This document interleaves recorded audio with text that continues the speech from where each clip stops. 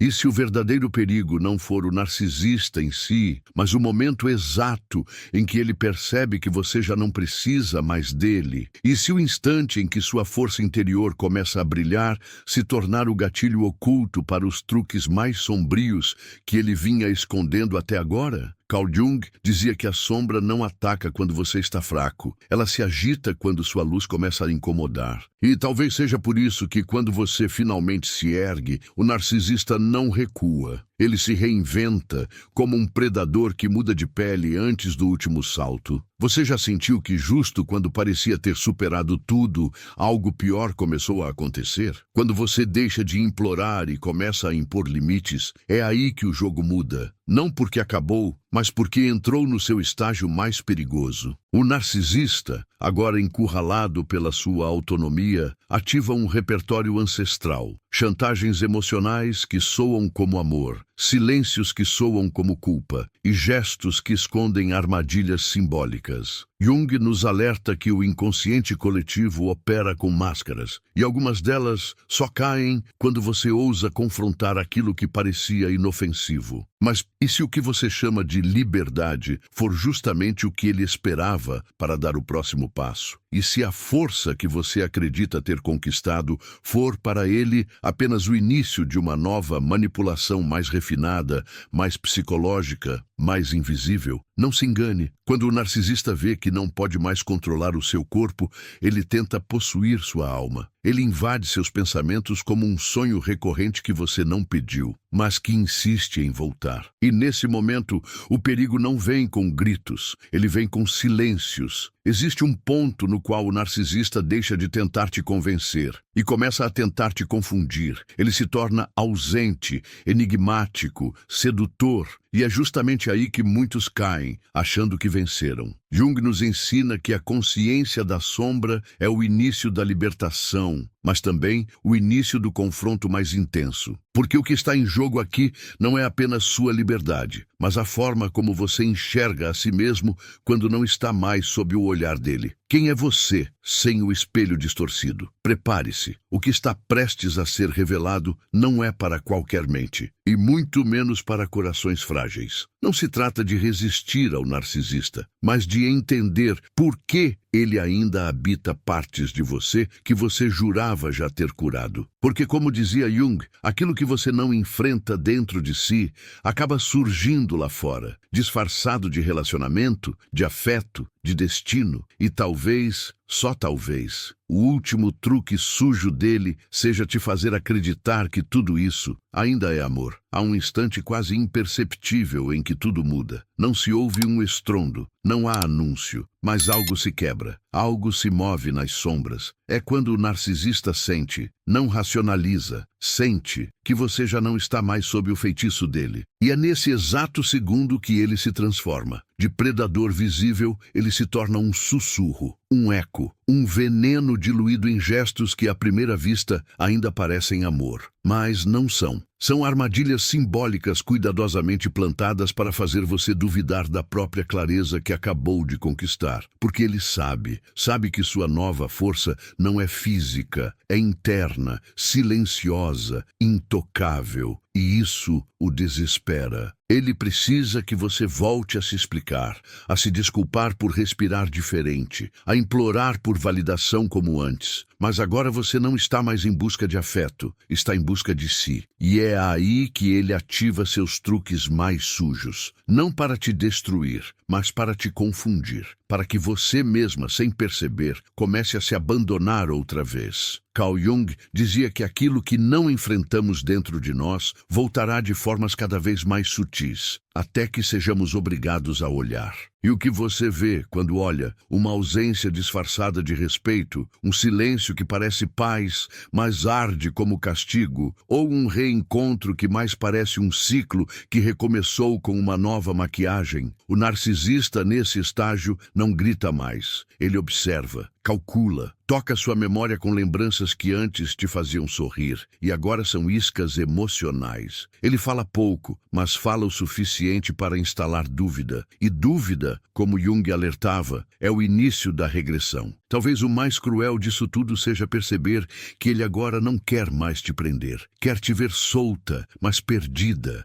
Quer te ver sorrindo, mas com aquele riso curto, contido, como quem ainda olha por cima do ombro para ter certeza de que não está sendo punida. O narcisista sofisticado não quebra portas. Ele desaparece e te faz acreditar que foi você quem trancou tudo por dentro. E é aí que o jogo se inverte. Porque enquanto você celebra sua libertação, ele planta sementes de auto-questionamento que florescem dias depois, quando já não há ninguém por perto para perceber que você começou a murchar de novo. Você já se perguntou por que, mesmo depois de cortar laços, algumas frases ainda sangram como se tivessem sido ditas hoje? Por que certos olhares ainda te visitam em sonhos como se fossem reais? Porque o narcisista, quando te vê forte, não tenta mais te atacar. Ele tenta te assombrar. Ele não luta por controle. Ele vira uma lembrança viva, um símbolo. Jung chamou isso de posse arquetípica, quando uma figura externa se instala no inconsciente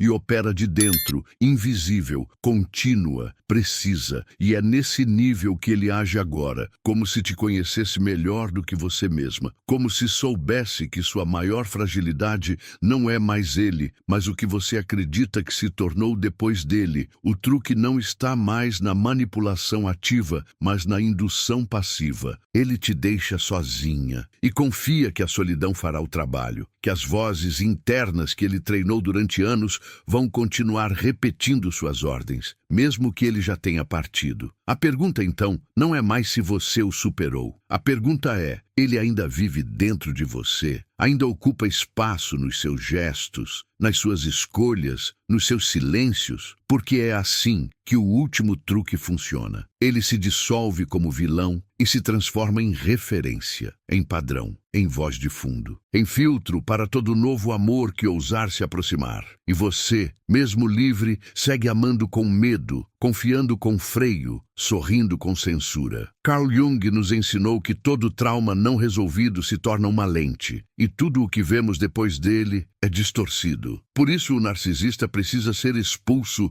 não apenas da sua casa ou da sua cama, mas do seu inconsciente. E isso não se faz com força, se faz com consciência. Mas consciência dói, porque implica reconhecer onde, mesmo depois de tanta dor, ainda estamos tentando justificar o injustificável. E você está pronta para olhar onde ele ainda te habita? Porque o mais perigoso não é o narcisista que te persegue, é o que você carrega, como se fosse parte sua. Há algo mais traiçoeiro do que o silêncio do narcisista após sua aparente derrota. Algo que não chega com fúria, nem com mágoa. Chega com calma, com uma serenidade assustadora, como um mar que recua antes do maremoto. É o segundo golpe, e ele não vem de fora. Ele brota de dentro como uma dúvida cuidadosamente semeada no momento em que sua força se torna evidente demais para ser ignorada. O narcisista não quer mais te dominar. Ele quer que você mesma se sabote. E para isso, ele oferece o que Jung chamava de o abraço da sombra, a sensação sedutora de segurança no território que antes era prisão. Você sente isso, você sabe. Ele já não grita, já não exige, já não invade. Pelo contrário, ele parece compreender,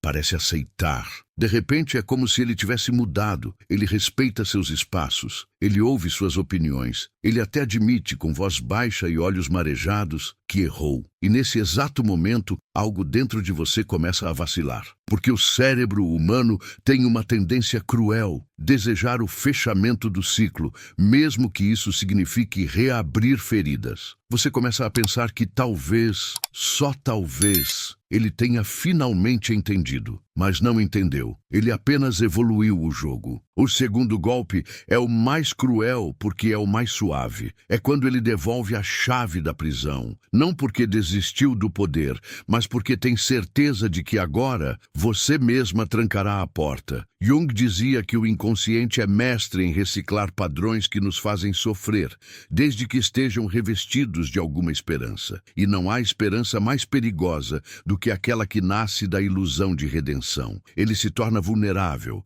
fala sobre sua infância, chora. Diz que você foi a única que o viu de verdade. E ali, no íntimo da sua alma, algo acende. O desejo de curar, de salvar, de ser a exceção. Mas o narcisista não está pedindo cura. Está pedindo entrada, de novo. Como se o abuso tivesse sido apenas um mal-entendido. Como se tudo o que você viveu fosse apenas o resultado de traumas mal resolvidos. Dele, é claro. E nesse ponto, o segundo golpe já está completo. Ele te convence a duvidar da dor que ele mesmo causou. Você já se perguntou por que, mesmo depois de tanto sofrimento, ainda há uma parte sua que hesita em cortar tudo? Por que, mesmo após tanta humilhação, o pedido de desculpas dele soa legítimo? Porque o narcisista aprendeu a linguagem do arrependimento. E mais do que isso, ele aprendeu a performar a dor. Ele aprendeu que o sofrimento aparente é um atalho para a sua empatia. E se há algo que ele conhece bem, é o caminho para o seu coração. Carl Jung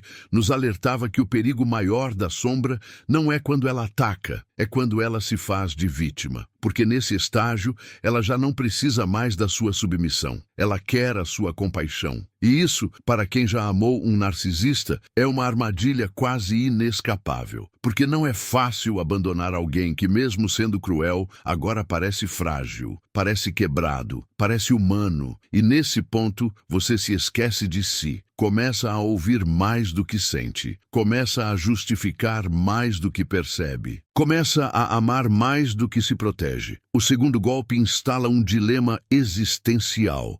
Você quer manter sua força, mas também quer acreditar que ele pode mudar. Você quer se preservar, mas também não quer parecer fria, indiferente, insensível. E assim, sem perceber, você volta a andar em círculos, volta a pisar em ovos, volta a viver na tensão de quem ama com medo. E o narcisista observa, alimenta, espera o momento em que você, exausta da própria dúvida, peça para ele ficar. E quando você pede, ele sorri. Não um sorriso escancarado, mas aquele sutil, de canto, como quem venceu sem precisar lutar. Porque o segundo golpe não exige força, exige paciência. E ele teve toda. Ele esperou que você fosse forte o suficiente para sair e confusa o suficiente para voltar. Esperou que você acreditasse que a transformação dele era real, quando na verdade era apenas reflexo da sua necessidade de acreditar em finais felizes. E você, ao projetar redenção, abriu novamente a porta que tanto custou fechar.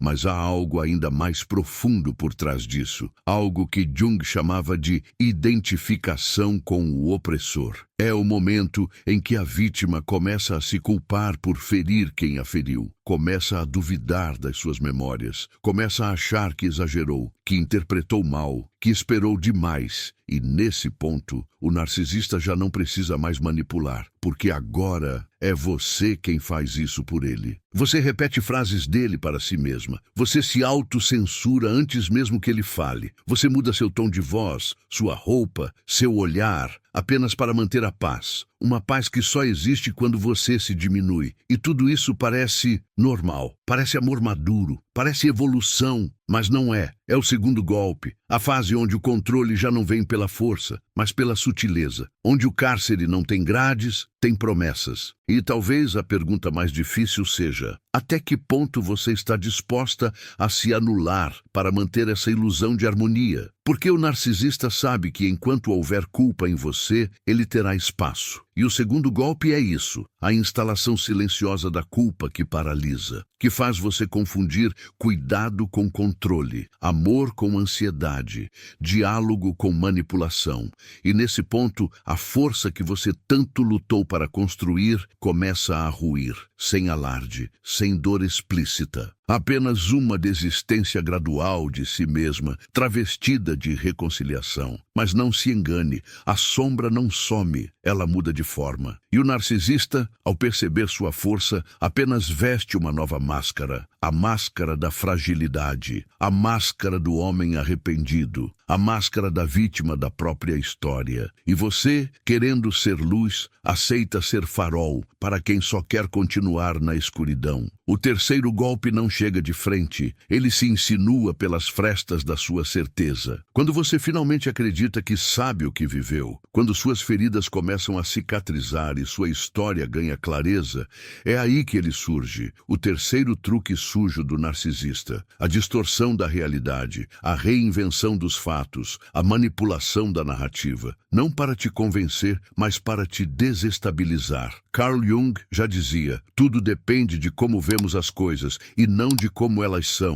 E o narcisista domina esse jogo, porque ele sabe, se conseguir mudar sua visão dos acontecimentos, ele não precisa mais mudar os próprios atos. Você já notou como, de repente, ele começa a contar a sua história de um jeito que não parece mais sua? Como se tudo tivesse acontecido, mas de uma forma bem diferente. Como se você, no fim das contas, tivesse exagerado, provocado, distorcido ou reagido com mais dor do que deveria. O terceiro golpe é isso, uma revisão estratégica da memória compartilhada. Ele passa a negar o que antes admitiu, a relativizar o que antes reconheceu, a colocar dúvidas onde antes havia certeza, e tudo isso com um tom sereno, controlado, lógico, como se o problema fosse a sua sensibilidade, a sua intensidade, a sua memória emocional. No começo, você tenta resistir, você sabe o que viveu, você se lembra, mas quanto mais ele fala, mais a dúvida se infiltra, porque ele não te ataca, ele planta interrogações, ele lança frases soltas como anzóis emocionais. Você tem certeza que foi assim? Não será que você estava mais sensível naquele dia? Lembra como você também me feriu naquela discussão? E então, pouco a pouco, a dor que era nítida começa a se embaralhar com culpa, vergonha e arrependimento. Jung chamaria isso de contaminação arquetípica,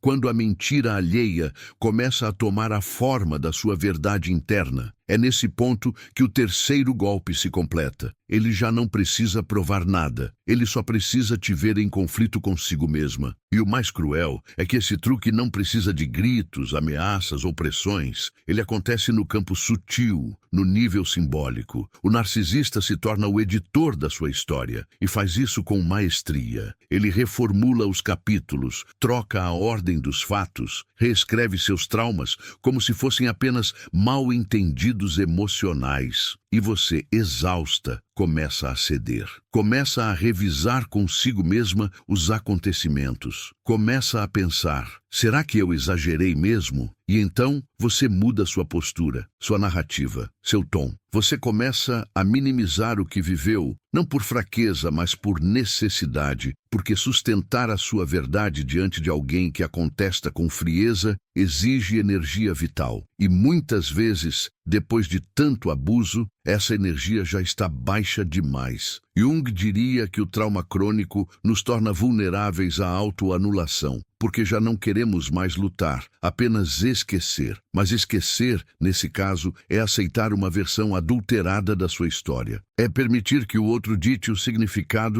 do que você sentiu. O terceiro golpe, portanto, não visa mais controle emocional, visa reescrita simbólica. O narcisista tenta ocupar o lugar do narrador da sua vida, e se ele conseguir isso, ele não precisa mais te prender. Você mesma viverá presa na dúvida, presa entre o que lembra e o que ele sugere, entre o que sentiu e o que agora parece drama, entre o que você sabe e o que ele insiste em negar. E essa confusão é mortal, porque ela dissolve sua identidade, sua força, seu senso de justiça interna. Quantas vezes você já tentou contar sua história e no meio parou e disse, mas ele também passou por muita coisa. Quantas vezes você suavizou sua dor com a desculpa do trauma dele? Isso não é compaixão, é a cicatriz do terceiro golpe, o reflexo de uma memória contaminada. E talvez o mais perverso desse truque seja que, com o tempo, você mesma comece a defendê-lo, comece a justificar o que antes denunciava, comece a se tornar, sem perceber, a advogada do seu próprio agressor. E por quê? porque acreditar que você se enganou dói menos do que admitir que foi enganada. Porque enfrentar a verdade em sua crueza absoluta é tão violento que, às vezes, o inconsciente prefere a distorção. E é isso que o narcisista entende. Ele não tenta mais destruir você com ataques. Ele reconstrói a história até que você não saiba mais onde começou a se perder.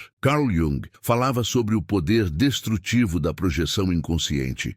E o terceiro golpe é justamente isso. Ele projeta sua culpa em você, e você, em algum nível profundo, a aceita, porque sua necessidade de entender, de dar sentido, de transformar dor em lógica é maior do que sua raiva. E é aí que o narcisista te captura novamente, não pelo afeto, mas pela narrativa. Você começa a pensar que talvez ele não fosse tão ruim, que talvez você não tenha sido tão forte quanto acreditava, que talvez, no fundo, tudo tenha sido apenas um desencontro emocional. E pronto. O terceiro golpe venceu. Ele te arrancou a convicção. E sem convicção, não há libertação. Mas aqui, talvez, nasça uma nova pergunta. A mais difícil, a mais urgente. A que Jung, se estivesse aqui, colocaria como espelho diante de você. Até quando você vai deixar que outros interpretem a sua dor no lugar de sentir a sua verdade com coragem? O quarto golpe não chega com palavras, nem com ausência, nem mesmo com lembranças. Ele chega quando tudo parece ter finalmente se acalmado. Quando você acredita que o ciclo foi quebrado. Quando o telefone parou de tocar, o nome dele sumiu das notificações e até sua respiração parece mais leve. Mas aí, sem aviso, ele retorna. Não fisicamente,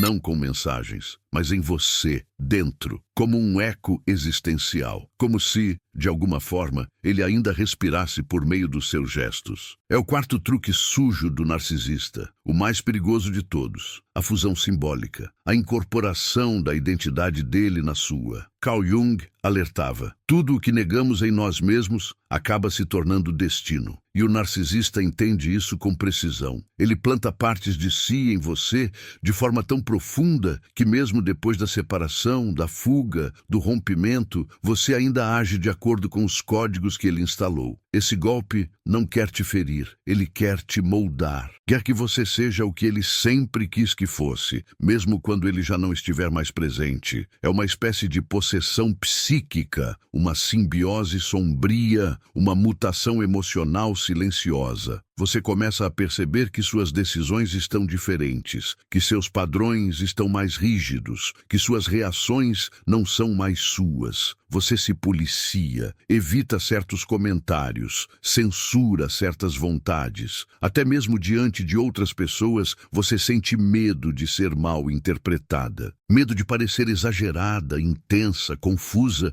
como ele dizia que você era. Mas ele não está mais lá. E mesmo assim, a sombra dele está, como um filtro invisível entre você e o mundo, como se ele vivesse nos seus olhos, julgando cada novo passo que você tenta dar.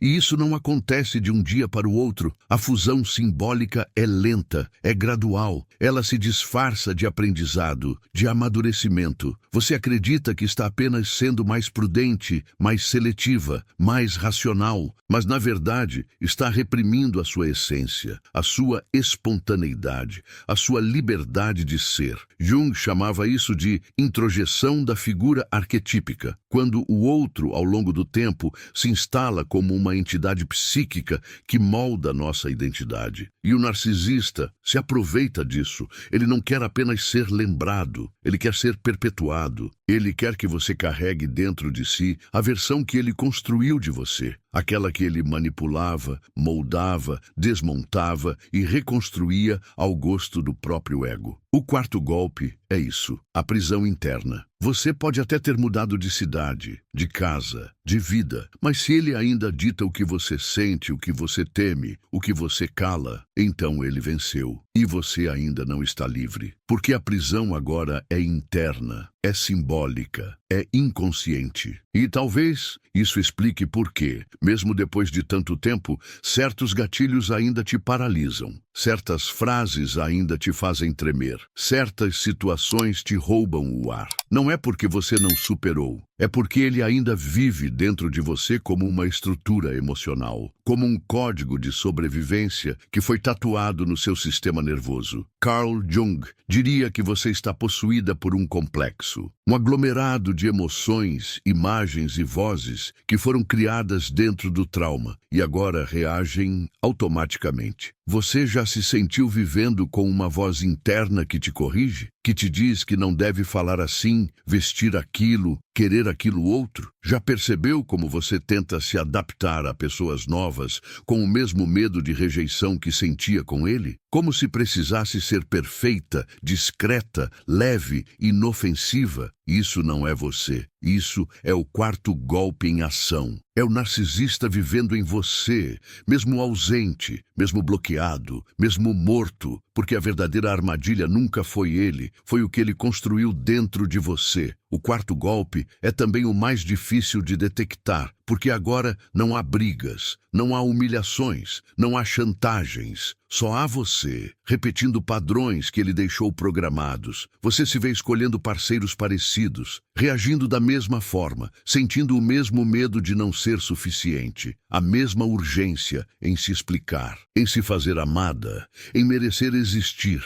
E é nesse ponto que a dor se transforma em ciclo, e o ciclo em identidade, e a identidade em prisão emocional. E aqui surge o dilema: como se libertar de alguém que já não está? Como curar feridas que agora parecem parte do seu caráter?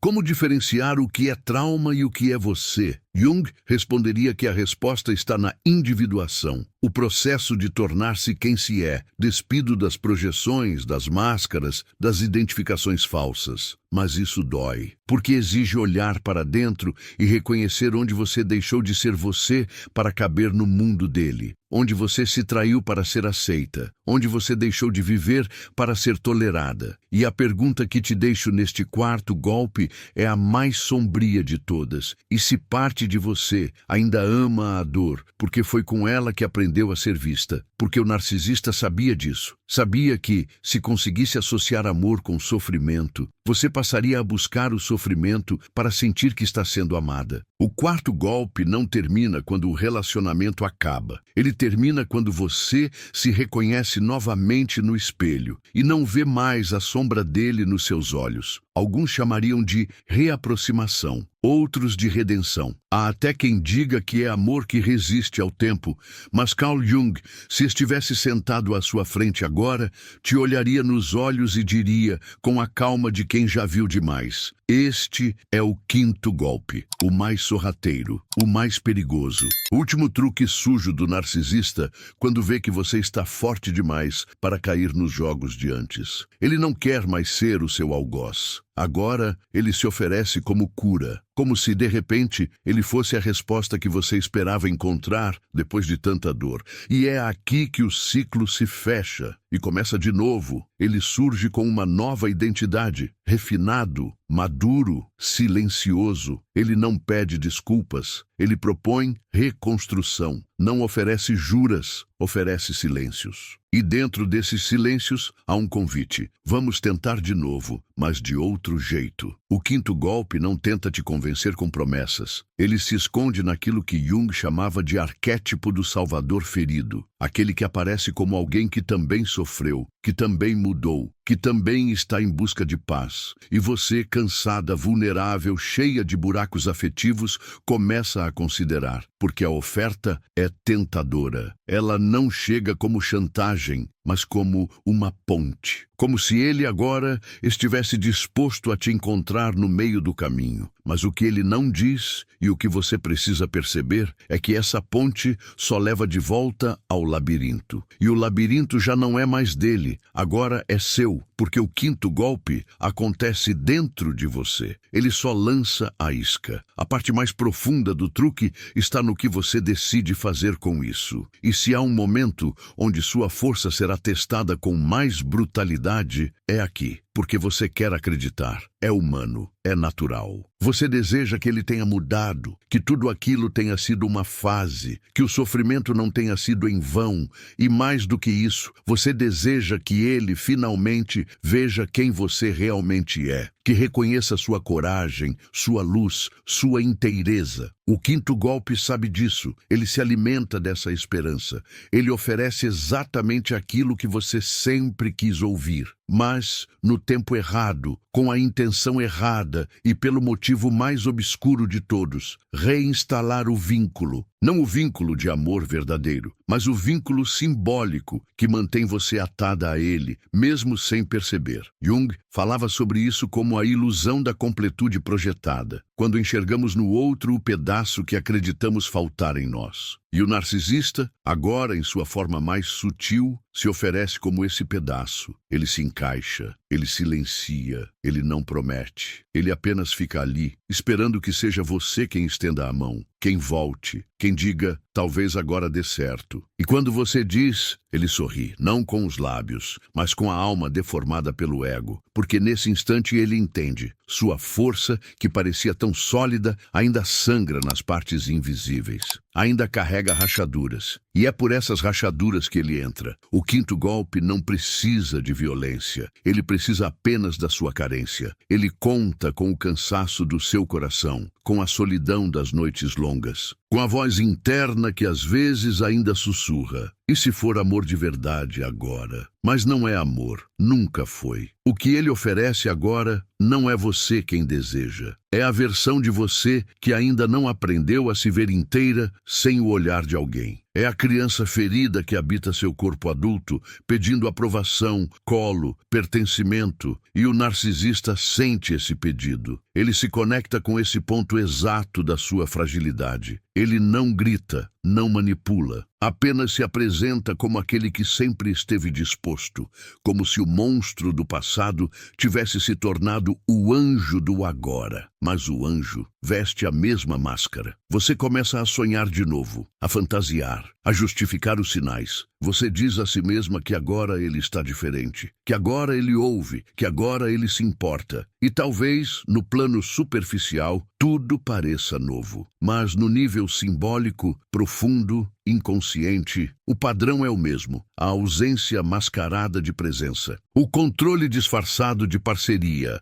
a espera camuflada de entrega, e você, aos poucos, volta a se calar, a se moldar, a se apagar, e nem percebe, porque o quinto golpe não impõe, ele convida. Carl Jung dizia que tudo aquilo que não é trazido à consciência retorna como destino. E o quinto golpe é isso, o retorno do destino disfarçado de escolha. Você acredita que está decidindo, que agora está no controle, que está tentando mais uma vez. Mas, na verdade, está sendo puxada por forças internas que ainda não foram curadas, por carências não olhadas, por desejos que não nasceram no presente, mas nos escombros do passado. E talvez o mais devastador seja perceber que ele nunca mudou. Ele apenas aprendeu a performar a mudança com perfeição. Ele aprendeu a te observar, a entender seus limites, a esperar sua volta. E agora que você está mais forte, ele não luta contra isso. Ele se adapta a isso. Ele se molda à sua nova versão, para depois esvaziá-la por dentro. O quinto golpe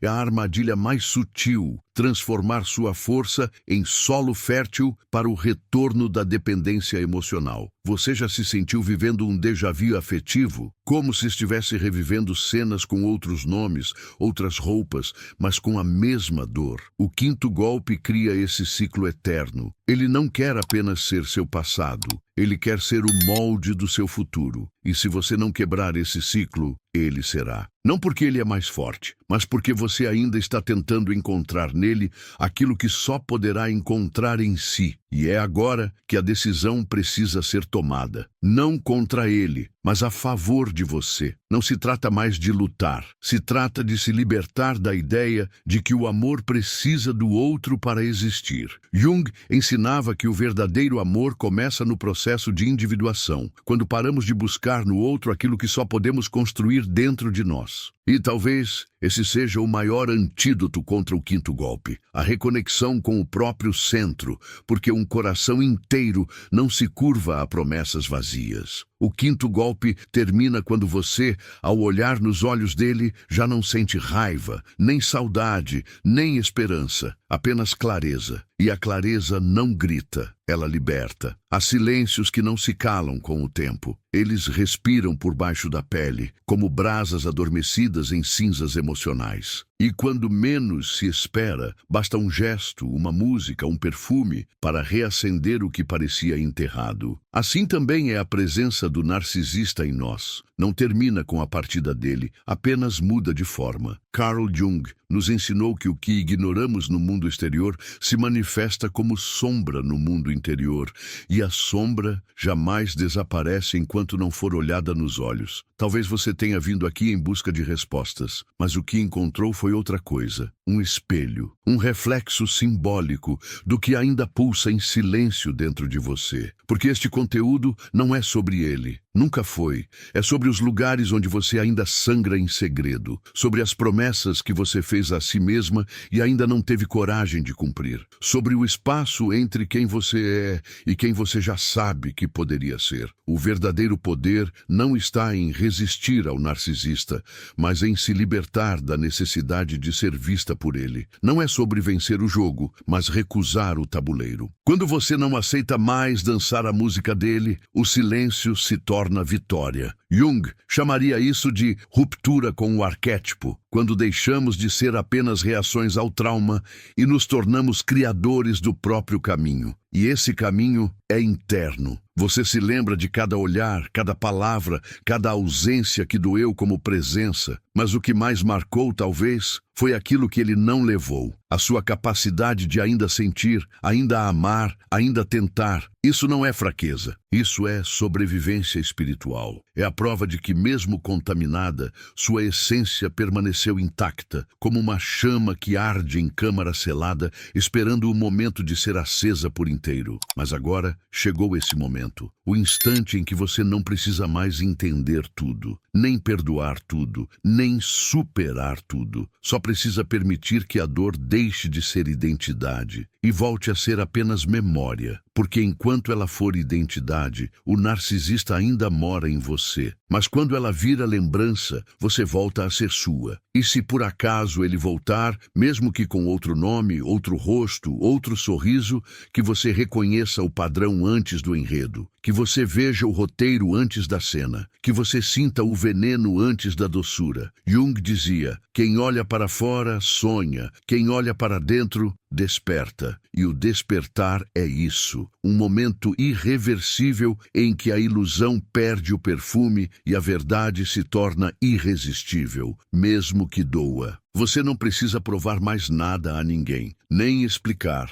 nem justificar. Sua dor é legítima, sua força é real e sua lucidez é sagrada, porque o que você carrega agora não é apenas uma história, é um território reconstruído com cicatrizes. E cicatrizes não são feias, são mapas, mapas que te mostram exatamente por onde nunca mais voltar. Então, se algo vibrou dentro de você neste encontro, permita que continue vibrando. Deixe que essas palavras ecoem no seu silêncio, no seu cotidiano, nos seus pequenos gestos. Talvez daqui a dias, no meio de uma conversa comum, você se surpreenda lembrando de uma frase daqui. Isso não será acaso, será o símbolo fazendo morada. E se essa travessia tocou algo em você, compartilhe, comente, se inscreva, não como quem segue um canal, mas como quem escolhe permanecer em jornadas que curam, porque há muitas outras camadas ainda por revelar. E talvez a próxima seja a sua. A verdadeira libertação não acontece quando o outro vai embora,